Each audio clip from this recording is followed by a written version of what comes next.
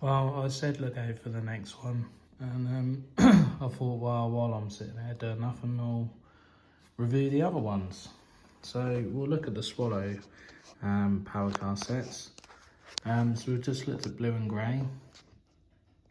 We're now going to look at the Swallow set, which is by far probably everyone's most favourite livery, although I am quite fond of blue and grey. So here's John Wesley, 43103. So as I was saying in the last video, Hornby have released these TT120 HSTs, which are lovely. This would have been a bit more creative if they'd have changed the numbers. I can see it from their point of view. They're never going to run beside each other because they are two different scales. But it just, you know, you could have mixed it up, done a different number, you know, just could have done something a bit different. Is what it is.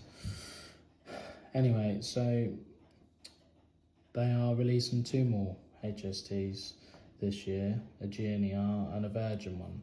Very pleased with the Virgin one. Again, one of their power cars they have already done, but that was on an original, really old model, 43097 Lady in Red. Or red, yeah, Lady in Red.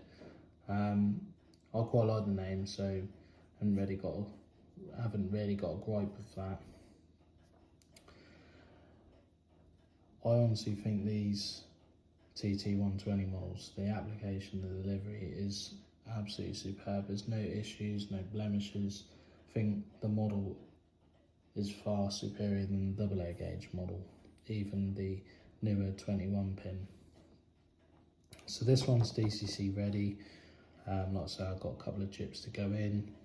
I've still got to learn how to use the HM or TXS sound. I don't really know how it all works, but I'll work out somehow. Anyway, so the blue and grey set will probably go because I haven't got the Mark IIIs to go with that. So what we might end up doing is taking the chassis and sound from them, applying it to these, because I'm going to be modelling sort of 1998 to 2000, mainly 98, where obviously I know these haven't got the right warning flashes, but we are going to be going from Intercity to Virgin. So I'll be running the Virgin power cars alongside this set, so it looks like we're transitioned from British Rail to privatisation. That's the idea. With the TT now, I want it to be one era, not just everything. So obviously the blue and grey won't fit. We've got 8 Swallow coaches, so we'll be getting the Virgin power cars, keeping the 2 chips, which will go in there, and then the 8 Virgin coaches. We'll be then purchasing an EWS 66 with sound and a EWS 37 with sound. Again, they would have been running around that era. The 66 would have been brand new at the time, 1998, 1999, and these will be running alongside each other. Just hoping that Hornby might do a 47, so we can have a Virgin 47 with some Mark IIs, or even the Swallow Mark IIs. So, as you guys already know, if you know about HSTs, towards the end of their life, they started to, or not the end of their life, throughout time, they started blanking these windows up. As you'll see with the dummy car, this one has been done, 43194, unnamed. Again, that is a copy of the AA gauge release. We have had this one out. The livery application is very finely applied and no issues are to be found with either of these models. The other thing I forgot to mention in the other video is that we will be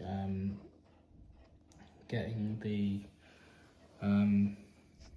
Hunt magnetic couplings, to do away with this sort of European type coupling, can't remember what they actually call it. Just think they're awkward to couple and uncouple. If you're obviously leaving the HST in its formation all the time, which most of the time we probably will, that's fine. But if we want to swap the Intercity cars onto the Virgin coaches or vice versa, or have the odd Swallow coach in the middle of a Virgin set, you know, we want to make sure they're magnetic and can easily be interchangeable. So yeah, it was just a quick overview of the Swallow HST. So yeah, anyway, I'll say keep watching. I've been saying it for the last 3-4 years, I will have something. Definitely going to be putting my foot down and sorting something out this year. No reason why I shouldn't. And life is too short. So thanks for watching, guys, and stay tuned.